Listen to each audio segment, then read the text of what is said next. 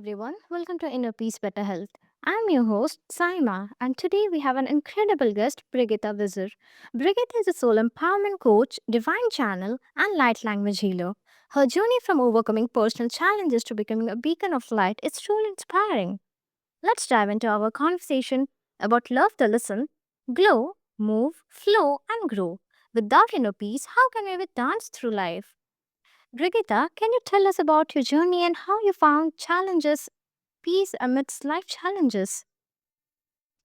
Didn't. Well, it didn't come out, it wasn't like a rabbit out of a hat. It took me many years to understand that and to cultivate that peace within because, many people search for that peace without, but everything comes from within. So every bit of trauma we go through, every bit of pain that we go through, yes, of course, we can go and see counselors or whatever aligns with your spirit. And for me, it was the holistic route, but ultimately, everything comes from within because we create our experiences. And it was very much, I suffered from donkey syndrome. So it took me many, many years to really figure that out. And because I was always looking outside of myself rather than looking within and finding the answers and following my intuition, my inner compass north. But yeah, I went to many healers because that's what aligned with my spirit, and I studied many healing modalities, and I am now able to just breathe through stuff. If that makes sense. Yeah, that's admirable. So, what was the most transformative moment for you? Oh, you know what? That's like, what is your purpose? You know, and when people say to me, "What is your purpose?" Well, we have many purposes. It's not about just one transformative moment. I've had some miracles. I look back and I think, wow, I must have had some angel looking over me, over my shoulder at the time. But I've had, many transformative moments. I think one of the memorable ones was in 2009, um, where I really hit rock bottom because of a relationship that turned sour. My ex was an addict, which I didn't know. He was kidnapped by a gang for ransom. I had to get the police involved. He pawned my stuff. It was horrific, and I was still trying to help him. You know what we do, right? We suffer from this like helper syndrome when we want to save others from themselves, but you can't save others from themselves. They have to do the saving. They have to do the saving themselves for themselves. And it was really one of these things where I was playing Houdini with my own emotions and not wanting to see that in a way I was an enabler because I was helping people till the ends of the earth. I always did because I was very much afraid that people would hurt me or what they would think of me. And that's no way to live. Yeah, you have to be happy within yourself. I clearly wasn't because I was really trying to mold him and trying to help him.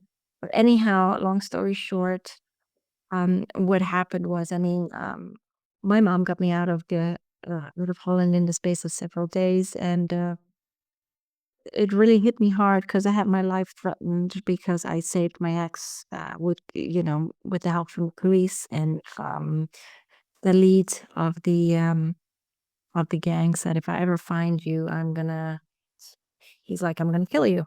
And that was really tough for me. And so I really had to find a way forward. And I took a whole box of ibuprofens, and all that did give me was a good night's sleep for 12 hours. But then I had to put on my big girl pants and say, you know what, I cannot go on like this anymore. And so I went to see a counselor, but the counselor was no use to me. She just said to me, "Oh, you know what, you're going to be all right." Eventually, yes, of course I was going to be all right. But I walked the holistic route. And so I found a Reiki practitioner, and Reiki was my saving grace, as I always say, because it was. And I studied Reiki for the next 1.5 years and studied many other healing modalities. So that was a huge transformation for me. And it was really about peeling back the layers of trauma and trying to understand more about myself. So that was one defining transformative moment. And I had another one in St. Petersburg back in 2016 where I was really down in the dumps. You could call it depression because I had someone who refused to let me go, and I would just hide in my home. And he lived around the corner. He moved from an hour away, and I would just lie on the floor. I'd just be crying, crying, screaming at the universe in the dark. Um, and I just didn't want to go on like this anymore. And the thing with me was, I mean, I was very good at two things: controlling my weight, because I was very good at not eating, and working like a maniac. Yeah, it was all to keep my emotions at bay. It was like I was wired that way, I was programmed that way, but I needed to change my own story. And I know it was up to me because, everything that we go through, we have to take responsibility for our lives. And I mean, honestly, Saima, it was, this went on for quite, probably several weeks. And finally, I got this little breadcrumb that I saw in the form of kambo, which is shamanic frog medicine. And my sister had talked about it. And so I just found a licensed therapist about 2.5 hours away in northern Florida, and in an ayahuasca center, not an, sorry, Ayurveda center. And I went. And I had no idea what to expect really because I don't like to cap my expectations. But what that did to me, I mean, or the shaman, he burned like 4 points in my leg and he put the frog poison on it. And when he started to purge, I also had to drink 2 liters of water and I just started to purge in this yellow bucket. Then I had to run to the toilet as well. It came out everywhere. And it took me about 4 hours to clear my system, but my ego was really in the driver's seat, and I really needed to let go. And so after 4 hours, my gosh, I felt like my insides had been turned upside down, inside out, and it was really incredible because I felt so much lighter within. There was definitely a shift there. And the beauty about this is that I went home and I made a bucket list of things that I wanted to do. So on it was, skydiving, hand gliding, running for charity, because I'd promised my stepdad when he passed away in 2000 that I would, that I would start doing this. But it only materialized 16 years later. And I cleared out my whole house. Not that I had a lot, but I decluttered so much. I got rid of so much stuff. And yeah, and I really did. I did go skydiving. I did go hang gliding. And I was also kicked out of my house, so to speak, by spirit to go to a fair where I met my then mentor, Alania Starhawk. And again, that was another very transformative moment for me. So it's like these little miracles, when we ask to be healed, when we ask to heal ourselves and we open up our eyes and we listen to our intuition, we listen to our gut, we listen to the universe, and we become aware of the signs, and we become aware of living more in the present moment rather than in the past or the future where you might miss things. And so yeah, I walked with her through past lives, because she's an Akashic record healer, and it was just incredible, the transformation, the energy that shifted. um, so yeah, these are just, some transformative moments in my life. Ah, it's really admirable, Brigitta, and at the same time, it's amazing how personal struggles can lead to profound growth. Your story can inspire others to find their own path. So, how does meditation help you clear your head and breathe through things? Besides banging my head, yes. No. meditation is really profound. By the way, there was another really beautiful miracle that happened. I just want to add to that before I get into the meditation. And it was the first Saturday early in the morning of this year. And I'm walking my dog at like 5 a.m. in the morning. And I'm walking through a wooded area. And I love the sky here in Spain. The stars are so bright. It's incredible. And I look up. I look up. I happen to look up at the sky, but above me, a shooting star. And all I said at that point, as I was walking my dog, I smiled and I just said, "Thank you, Spirit. Thank you, Universe." And that was so profound for me because I know this year is going to be a very transformative year for me. And it was just a sign, from my guides, the universe. Um, so I just wanted to add that. So yeah, in regards to the meditation, yeah, I love meditation. I'm so used to it now. It's like I get up and do maybe 30 minutes in the morning and 30 minutes at night. But when I go to sleep, I just I fall asleep listening to my meditation. But that's okay because your subconscious mind will absorb it. But doing so, I have a much better night's sleep. And even when I get up in the morning, and I do my meditation, you start off with a clear head rather than, well, as I used to be very worried about everything and I've got to do this and I've got to do that. But that's not, it's like maybe you should start to make a uh, get to list rather than I have to do this list. There's a big difference. And we get up and we start our work day. But starting my workday, I just go through all the things that I have on my list and just work through them. And I'm not gonna huff and puff like I used to because I was always really worried and I would I would honestly go to sleep with like, oh my gosh, I have to do this tomorrow. Oh gosh, I mustn't forget this. And it's insane because the corporate world kind of runs our lives and it shouldn't. It really shouldn't. This is not what we were designed to do walking this earth. It's really about following our own heart, our own song, following our passions. And if need be, if it gets us there through whatever type of work you're wanting to do, then that's okay. But never lose sight of who you are. Ah, so meditation is a powerful tool for inner peace. Your practice it can surely guide our listeners in their own meditation journeys. And so, what does glow mean to you, and in the context of personal growth and well-being? I love that word. I know it's part of your little mantra because I love that. Glow and grow. And it's all about the inner light. So when we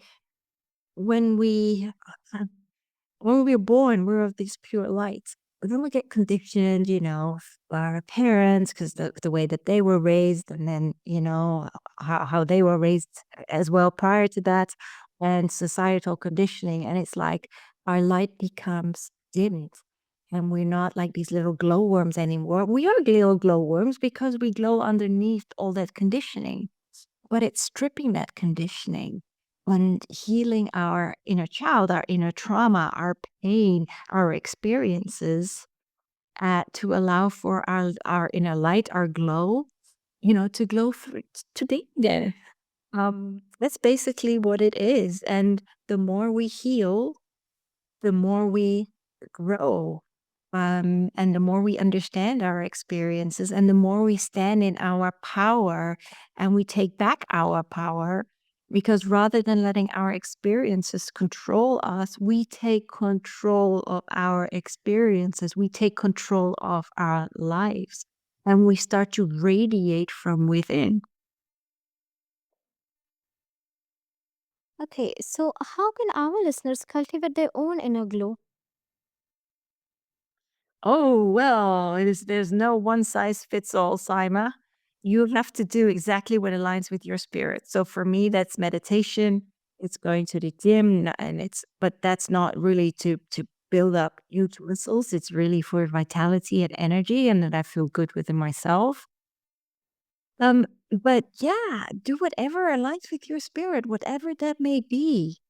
I think that's the most important thing, as long as it makes you happy. And cultivating inner growth, it's really essential for our well being. And your insights can surely help our listeners shine from within. How Sorry, do you say that stay again? moved? Yeah, your insights can surely help our listeners shine from within, no doubt. Hmm? How do you stay motivated to move and flow through life's ups and downs? Well, the more you actually, the more you heal, or the more you feel, the more you heal, right? That's what I always say. And it's really about surrendering and embracing where you are at that moment in time and not running away from your emotions because it's okay to be vulnerable. And so the more you heal, the more you start to understand your life experiences. And the next time something happens, you'll be like, no, I'm okay with that. And maybe I shouldn't be doing this. It's not being a drama llama. It's not playing the victim. It's just going with the flow of life. And like I said, I used to be judgmental in the past. I really am not because I can't be bothered with all the bitterness and running around with fear and all the other reto negatives. Honestly, we're all here to teach one another. We're all beautiful reflections of one another. Yeah, people trigger us. And it's like, what people trigger us? Let's analyze that. But don't say, this person is doing this to me, but they've done this to me. They've done this to me. If I hold up a mirror right in front of you, you're pointing at yourself. So what are you going to do? What are you going to do to change? And yeah, it's like letting everything go like from like water of a duck's back. um yeah, for me it's pretty easy now. um I just go with the flow with everything, even with work and everything else in life, because there's no point. And sometimes people react, they react to words that are being said, and it's rather, for me it's like, well, why don't you observe first? Yeah, and then come with a response. That's really noteworthy. What are the certain practices or routines that help you stay in the flow? Sorry, say that again. What are some of the? Certain practices or routines that help you stay in the flow. Ah, well, as I said, meditation helps me. I listen to people. I don't just hear them. I listen to them, and yeah, I think that's really it. I mean, whatever makes you stay in the flow, that's entirely up to you. I'm not you. You're not me. You have to do what agrees with you. Hmm. So, staying motivated is a key to navigating life challenges, and your routines can surely provide valuable inspiration to all our listeners. What role does group play in your journey of self discovery and empowerment? Well, growth is very important, right? Remaining stagnant, you just remain as you are, and you're not learning from your experiences, and that's okay. You may, for some people, it takes lifetimes. But yeah, important. And there's one thing that I'd like to add. Our words, by the way, they condition our central nervous system. And remember, our mind listens to everything that we say. So everything gets wired into our operating system, as I say. So it's really about changing our story. And it's not waiting for a fairy godmother to come in. No, it's really about getting up off that couch and doing the work and taking responsibility for your life. If you want things to change, nobody's going to do it but you. And I've always said, it's like, And this is really important because, the language actually that we speak determines where we are in life, including our relationships. And so our words are the biggest, I always say words are spellcasted. What we speak comes to fruition. So remember this, Simon, anybody can change. It's never a matter of ability, to be honest with you, but it's a matter of reasons or motives. So why do you want to grow? Do you want to remain as you are? Do you want to have a better life? It is entirely up to you. There's one thing that Tony Robbins said, and that really was profound for me. He said, actually, activity without purpose is the drain to the quality of your life. And that is actually very true. Um, yeah. So, I mean, always remember that if you want to grow, having purpose and everything you do has a purpose. But this creates energy in the body. So when you look at life as like, okay, even though I'm stuck where I am, it has purpose. What can I learn from this? Yeah. And when you shift that perspective, yeah, then your life will also change. And I know in quantum mechanics, it's very easy where they say, change your thinking, change your life. But it's really about shifting our mindset and wanting something different for ourselves. And the only person that can do that is you. I completely agree with you. And growth is a continuous journey. Your lessons can offer profound insights for our listeners. So, how do you balance your corporate job with your spiritual work and personal growth? That remains a challenge sometimes. To us, to be honest with you, Saima, it remains challenging sometimes. But then I just have to, but I, then I just sit back and think, no, it's okay.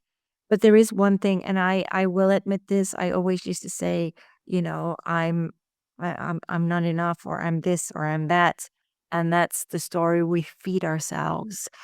And it's actually our focus that controls our state. And what controls our state is, again, is our language and what we think. Because actually, the words that we attach to our experiences become our experiences. So it's all about watching our what I would call transformational vocabulary. So yeah, it's yes, I do start early. I do start early with my corporate job in the morning, but I finish at around 5:30, and that's enough. And then I do all my other stuff, all my spiritual stuff, which is also very important to me. But I also know that corporate world is not my end destination, so I'm not going to be there forever. But I understand that it is a stepping stone to paving my own to paving my own yellow brick road, to help other people, to inspire them and to empower them to live a far more fulfilled life. Yeah, and we have to sometimes go through hardcore experiences to understand life better. So I am glad for all the trauma I've been through, all the experiences that I've been through, all the people that I've met on my journey of life, and that have triggered me, that have been immense reflections. I have nothing but gratitude and nothing but love for them in my heart. And I think once you return to that love for yourself, that integrity, and you accept yourself as you are, you let a lot of the heaviness go.